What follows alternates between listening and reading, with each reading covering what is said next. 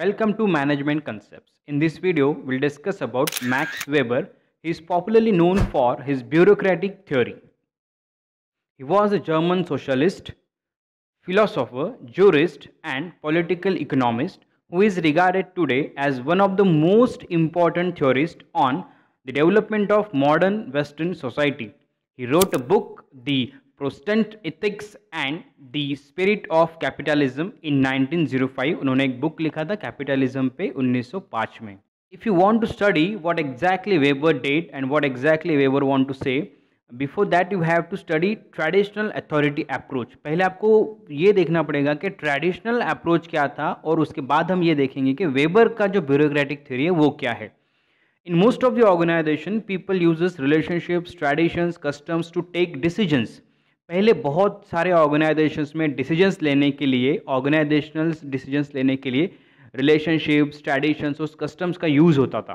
पर्टिकुलरिज्म it is also called as favouritism. बहुत सारे organisation में फेवरेटिज्म था. अब फेवरेटिज्म मतलब क्या है? तो कुछ लोगों को अलग ट्रीटमेंट देना और कुछ लोगों को अलग से ट्रीटमेंट देना.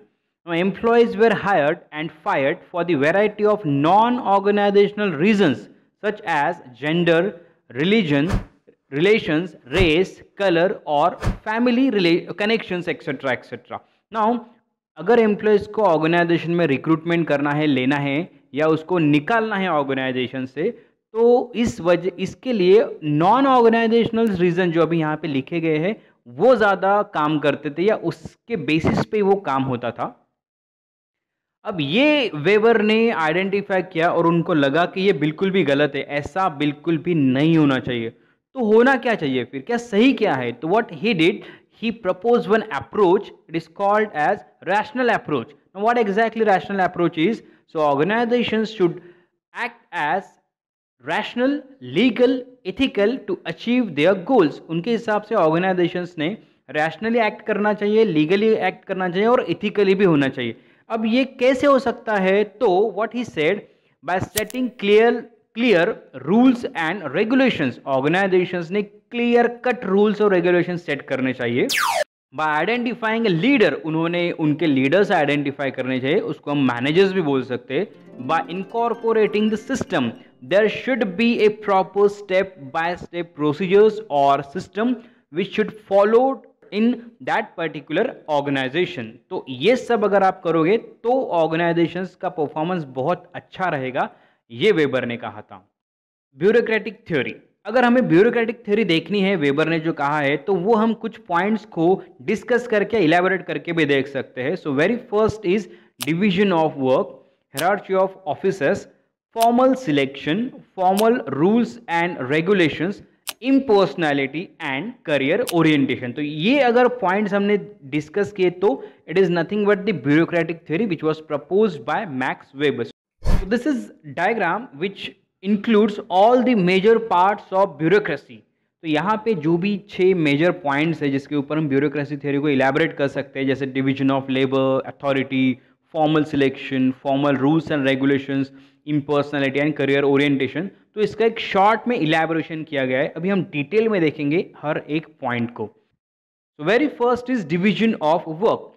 Whole job is divided into small parts.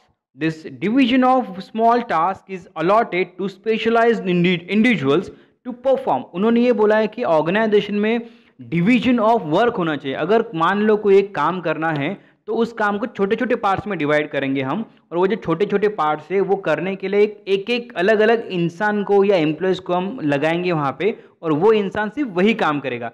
उससे क्या होगा, मैक्स का एक बोलना ये था कि वो वही रिपीटेडली काम करते करते वो एक्सपर्टाइज हो जाएंगे, स्पेशलाइज्ड हो जाएंगे और वो बहुत अच्छी तरीके से वो काम कर सकते. अब इसको हम इस तरीके से समझ सकते हैं. मान लीजिए एक एग्जांपल लेंगे हम क्रिकेट का. तो क्रिकेट ये पूरा एक होल टास्क है, एक पूरा काम है. अब उन्होंने क्या कहा था कि काम को डिवाइड करो. अब क्रिकेट के काम को अगर हम डिवाइड करेंगे फॉर एग्जाम्पल, तो उसमें बैट्समैन है, बैटिंग करना है, बॉलिंग करना होता है, विकेट कीपिंग भी होता है. तो ये अलग अलग हमने अभी उसका फ्रैगमेंटेशन किया, हमने उसको डिवाइड किया. तो मैक्स वेबर ये बोल रहे हैं कि कुछ लोगों को हम सिर्फ एक काम देंगे बैटिंग का, कुछ लोगों को हम दूसरा काम देंगे सिर्फ बॉलिंग का, कुछ लोगों को हम जो बचे हुए काम है वो देंगे सिर्फ विकेट कीपिंग का. तो ये काम रिपीटेडली करने के बाद वो उस काम में एक्सपर्ट हो जाएंगे, वो बहुत अच्छी तरीके से कर सकते। तो इसीलिए अगर आप जब देखते हो क्रिकेट मैचेस में, तो प्लेयर को बोला जाता है batsman, bowler, wicket keeper, etcetera etcetera. No, let me clear one thing, exceptions are always there. जो हम ऑलराउंडर जिसको हम बोल सकते हैं वो हमेशा होंगे, बट मैक्स जो है, मैक्स वेबर का मानना ये था कि अलग अलग इंसान अलग अलग काम। Next is hierarchy of offices. Positions organized in a hierarchy with clean chain of command. Lower level employees have to report higher level of employees. उन्होंने एक बहुत अच्छी तरीके से बात बताई कि ऑर्गेनाइजेशन में एक प्रॉपर हायरार्की होनी चाहिए, डेसिग्नेशन वाइज होनी चाहिए, फंक्शंस वाइज होनी चाहिए, काम वाइज होनी चाहिए। कि जैसे हम देखते हैं सीईओज है, बोर्ड्स ऑफ डायरेक्टर्स है, जोनल मैनेजर्स है, regional managers and like wise. तो उनका मानना ये था कि जो लोअर लेवल के एम्प्लॉयज़ है वो उनके ऊपर के एम्प्लॉयज़ को रिपोर्ट करेंगे, वो एम्प्लॉयज़ उनके ऊपर के एम्प्लॉयज़ को रिपोर्ट करेंगे, and etcetera etcetera. Next is formal selection. People selected for jobs based on technical qualification. अब उन्होंने ये कहा था कि पहले जो ट्रेडिशनल अप्रोच था कि ये मेरा पहचान का है, ये मेरे रिलेटिव का है, इसने इसको रेफर किया है वगैरह वगैरह, तो उनको ले लो ऑर्गेनाइजेशन में काम करने के लिए। तो मैक्स वेबर इसके एग्जैक्टली अपोजिट बोल रहे हैं। वो बोल रहे हैं कि ऐसा नहीं चलेगा। अगर आपको एम्प्लॉयज़ अच्छे लेने हैं ऑर्गेनाइजेशन में, तो आपको प्रॉपर मेथड से उनको सिलेक्ट करना पड़ेगा, जिसको हम फॉर्मल सिलेक्शन बोलते हैं। और वो क्या सजेस्ट किया है, तो वो टेक्निकल क्वालिफिकेशन आपको देख के उनको लेना पड़ेगा। आज के ज़माने में जो हम देखते हैं कि जब रिक्रूटमेंट होता है कोई, या सिलेक्शन प्रोसेस चलता है, तो उसमें एप्टीट्यूड टेस्ट होता है, उसमें स्ट्रेस टेस्ट होता है, उसमें ग्रुप डिस्कशन होता है, ऐसे बहुत सारे टेस्ट होते हैं। तो मैक्स वेबर ये बोल रहे हैं कि ये टेक्निकल क्वालिफिकेशन चेक करने के बाद जो एम्प्लॉयज़ एलिजिबल है, डिजर्विंग है, उसी को आप सिलेक्ट करो, बाकी लोगों को मत करो। Next is formal rules and regulations. So it includes mainly the system of written rules and standard operating procedures. ये बहुत ही इंपॉर्टेंट चीज़ बोली है मैक्स वेबर ने, जो आज भी हम इंप्लीमेंट करते हैं ऑर्गेनाइजेशन में। उन्होंने कहा है कि हर एक ऑर्गेनाइजेशन में clearly written rules and regulations होने चाहिए, और एसओपी होना चाहिए। एसओपी का मतलब यहाँ पे ऐसा है कि स्टैंडर्ड ऑपरेटिंग प्रोसीजर। इसको हम इस तरीके से समझ सकते हैं कि मान लीजिए ऑर्गेनाइजेशन में कुछ काम करना है, तो वो काम कैसे किया जाएगा, उसका प्री डिफाइंड स्टेजेस रहते हैं, स्टेप्स रहते हैं कि पहले ये स्टेप करो, फिर वो करो, फिर ये करो। तो ये स्टेप्स फॉलो करने के बाद ही वो काम करना है, जो फिक्स रहेगा। तो इसको बोलते हैं एसओपी, स्टैंडर्ड ऑपरेटिंग प्रोसीजर्स। तो मैक्स वेबर ने कहा था कि हर एक ऑर्गेनाइजेशन में ये होना चाहिए। Next is impersonality, uniform application of rules and regulations not according to individuals. Impersonality का मतलब है कि वहां पे एज ए पर्सन आपको नहीं कंसिडर करना है। आपके एम्प्लॉयज, जितने भी आपके पास एम्प्लॉयज है, उनको हर एक को यूनिफॉर्मली ट्रीट करना है। ऐसा नहीं करना है कि कुछ एम्प्लॉयज को अलग रूल और कुछ एम्प्लॉयज को अलग। तो इसको बोला गया है इम्पर्सनैलिटी। तो पर्सन को ध्यान नहीं देना है, वो पूरी यूनिफॉर्मिटी से सभी को ट्रीट करना है। Career orientation, now this is very important. Managers are career professionals and not the owners of the unit they manage. बहुत बार क्या होता है कि मैनेजर्स जो वो यूनिट हैंडल करते हैं, उनको लगता है कि वो जो बोलेंगे वही होगा, they are the owner of that particular unit और डेसिग्नेशन और ऑर्गेनाइजेशन। तो मैक्स वेबर ये बोल रहे हैं कि मैनेजर्स को ये पहले समझना पड़ेगा कि वो जस्ट एम्प्लॉय है जो ऑर्गेनाइजेशन के लिए काम करे, ना कि वो ऑर्गेनाइजेशन उनकी है। Now see criticism of bureaucratic theory. Even though this bureaucratic theory is widely applicable, but बहुत सारे लोगों ने इसमें क्रिटिसिजम्स निकाले, और कुछ क्रिटिसिजम्स हम यहाँ पे अभी डिस्कस करेंगे। Now criticism is nothing but the disadvantages, demerits, आप उसको कुछ भी बोल सकते हो, और in other ways problems of this particular bureaucratic theory. So very first is rigidity. In this particular max Weber's bureaucratic theory, उन्होंने बोला है कि सब प्री डिफाइन रहेगा, सब पहले से सेट रहेगा। तो इसका मतलब है कि ये रिजिड है, ये फिक्स्ड है, it is not at all flexible.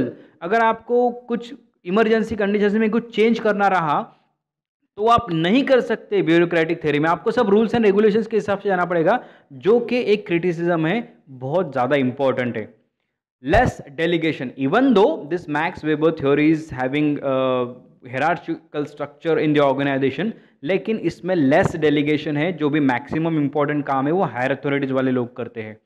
Goal displacement, इन्होंने कहा है कि अलग अलग डिपार्टमेंट जो है वो अलग अलग काम करेंगे। It may be responsible for goal displacement. Goal displacement का मतलब ऐसा है कि मार्केटिंग डिपार्टमेंट ने कुछ अलग से गोल सेट किया, एचआर डिपार्टमेंट ने कुछ अलग से गोल सेट किया, लेकिन उसका क्या जो ऑर्गेनाइजेशन ने गोल सेट किया है, so that is a problem.